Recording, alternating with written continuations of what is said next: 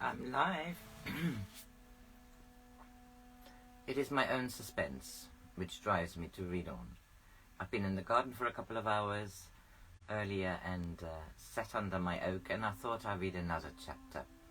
I'm reading out of Joan Grant, Winged Pharaoh. It was published in 1937. All the details are in my uploads, YouTube and BitChute.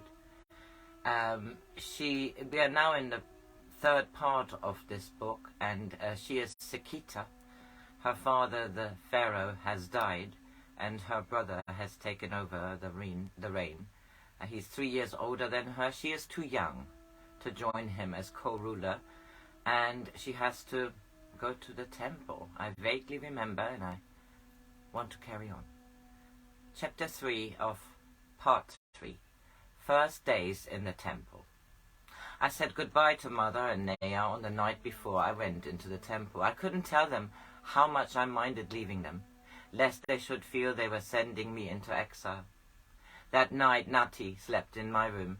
When I woke in the morning, I saw, standing open beside my bed, the plain wooden chest in which were packed the few possessions that I should take with me.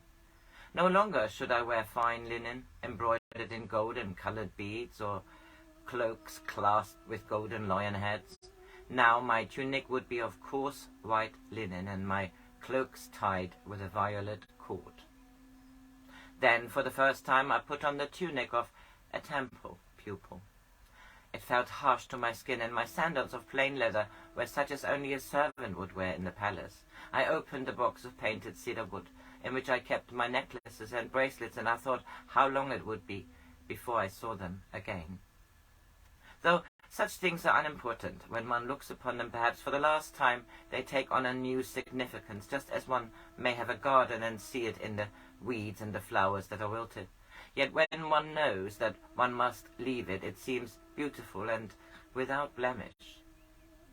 When I said goodbye to Nati, he put his great paws on my shoulder and licked my face. I told him I couldn't help not taking it with me, and that Zeb had promised to bring him to meet me in a little wood near to the temple, so that I could take him for walks.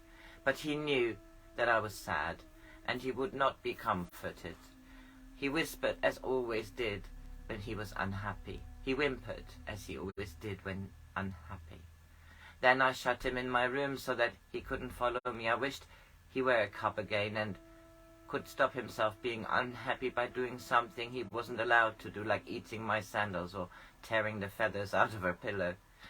I went to the temple alone, so that none of the pupils should know that I was of the royal house, for in a temple there is no rank, save the grades of initiation. When I went through the pylon, which had the scales of Tahuti carved upon the lintel, there were still many people in the forecourt, sitting on the grass in the shade of the sycamore trees, as they waited for their friends who had gone into the sanctuaries. I went across the forecourt, up the 3 wide steps, and across the pillared terrace into the cloistered courtyard. Nesara was coming out of the hall of the sanctuaries, talking to another priest, and when I saw him I forgot that I had dreaded leaving the palace. I sat down on the grass beside the pool, waiting till he should be ready for me. The lotuses, with their open hearts like golden suns in the blue sky of their petals, reminded me of the first time I had met Nesara. Soon he joined me, and as we stood looking down at the pool, he said, "Every temple has a lotus pool, for the lotus has always been the symbol of a true priest. Though its roots grow in the mud beneath the water, it opens in the sunlight, and though through its stalk the root knows of what the flower has seen. Mankind between birth and death knows of the earth body, and that is the root of the lotus. All leave their bodies when they sleep, but few there are whose memories of what they do away from earth is not washed away by the waters of forgetfulness. Some go to places from whence the light shines, but only those who have channel of memory, which is the stalk of the lotus, can bring back to earth what they have seen in the light. The bud of the lotus can sense the light and know of its presence, but it's not open to it. Yet has it gone far in the journey. This is the symbol of one of its first life of temple training. The bud opens to show its petals is the symbol of one who passed the fine test of an initiate, and the fully open flower is one who holds all power that one who is still on earth can possess. Then he told me that he would take me to Hakab, who looked after all the girls in the temple. The entrance to the pupils' part of the temple was on the west side of the forecourt, opposite the entrance to the priests' quarters. I'd often been to Neisara's house, but this was the first time I had seen the place that for many years would be my home. Hakak was old and very thin. She looked a little like Ma'ata, but her eyes were hard. She called to a girl who was inlaying the lid of a box with bitumen and shell and left me with her. The girl asked my name and I told her, Sakita. She showed me the pupils' rooms, which were built in rows on 3 sides of a long swimming pool, bordered with grass and shaded on the 4th side by pomegranate trees. Beyond the trees were the 2-roomed houses of the younger priestesses, each with a garden like a room open to the sky. Dividing us from the boys' part of the temple was a long building where we had our food and could meet each other and play games and talk. It all looked very bare and strange after the palace. I felt very miserable. The future stretched before me like a long grey road, and what it led to was so far ahead that I couldn't see it. The girl told me it was the hour for swimming. I took off my tunic and joined the others in the pool. It was the first time I had ever bathed with anyone, except Nea and our friends, and I didn't like being in the same water as 30 people I had never seen before. Some of them played a game which they seemed to be fond of. 3 girls stood in a row at one end of the pool while others threw in a plate, and then they dived in and raced to see who got it first. In the afternoon, Hakap told me that I was to be one of the 4 girls who garlanded the menace's pillars of the Hall of Sanctuaries with flowers. She explained to me that the pillars were copied in stone of the reeded pillars of the little temple where Menes was trained during the long exile. But as Menes was my great-great-uncle, I knew that already. She said that I could go outside the temple when I liked, as long as I was in my room by sunset. The rest of the day I wandered about and nobody talked to me. I wondered if I should ever get used to living with a lot of girls, and I longed for Nea to come in his chariot and take me away. In the evening I went out into the forecourt and listened to one of the temple storytellers who tell old legends and tales of wisdom to any who come to listen. Men and women and children were sitting around him on the grass. I sat between a goat herd and his son, who carried a newborn kid in his arms. The storyteller was just beginning another story. There was once a man who walked upon stones until his bare feet bled. He was offered sandals, but would not put them on. Then he found himself in a swift river and thought that he was drowning, but when strong hands would have pulled him into a boat, he tried to swim away from them.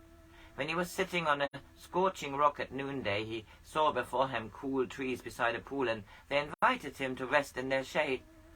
But he ran further into the desert. He tried to draw music from a splintered reed, and he was given a flute of rare wood and ivory, but he broke it across his knee and threw away the pieces.